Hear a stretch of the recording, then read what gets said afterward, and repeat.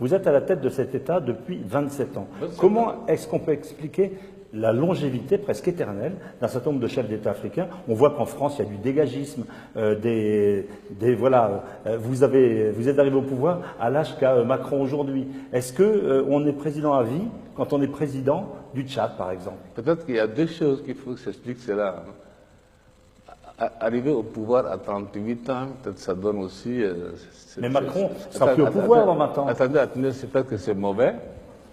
Peut-être que c'est mauvais. Cette longévité explique par cela. Et de deux, parce que je ne suis pas un homme, je pense que, je vais vous dire très honnêtement, je ne suis pas un homme heureux. Et je n'ai jamais été un homme heureux. Vous comprenez? Non. Pourquoi? Je ne suis pas un homme heureux, je n'ai jamais été un homme heureux parce que je n'ai pas eu une jeunesse comme tout le monde a eu sa jeunesse. Je n'ai pas eu, j'ai eu ma jeunesse dans la guerre, qui est passée dans une guerre. Et au sortir de la guerre, j'ai eu cette responsabilité. J'aurais souhaité moi-même, en 2002,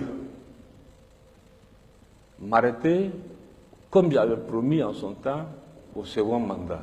Oui. C'est-à-dire, en 2006, je devrais céder, en fait, disons. Il y a 10 ans. Au suivant. La guerre a éclaté. Le mercenaire avait attaqué, il mène ici la ville. Le pays était en guerre. Vous comprenez? Mais en 2016, il... Attendez, s'il vous plaît. Et comme j'ai dit dans la politique africaine, la France intervient souvent, et je le dis haut et fort, la France a intervenu, je dis bien, je n'ai pas demandé, je dis je ne le fais pas, de changer la Constitution. Pour l'histoire, je dis bien. Bongo n'est pas là.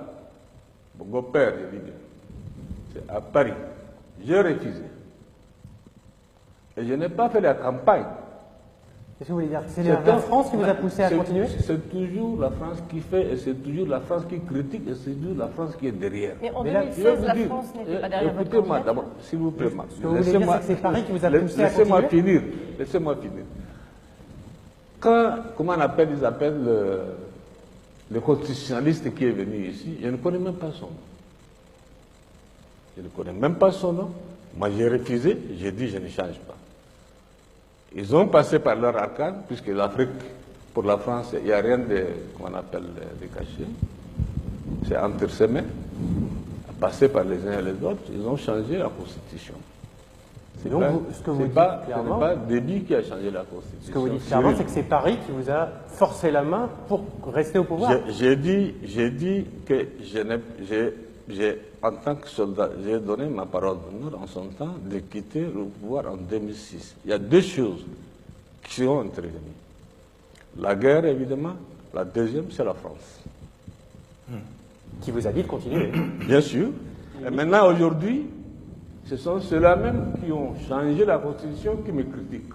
Et aujourd'hui, aujourd'hui, combien de temps encore? Pour autant, je pense que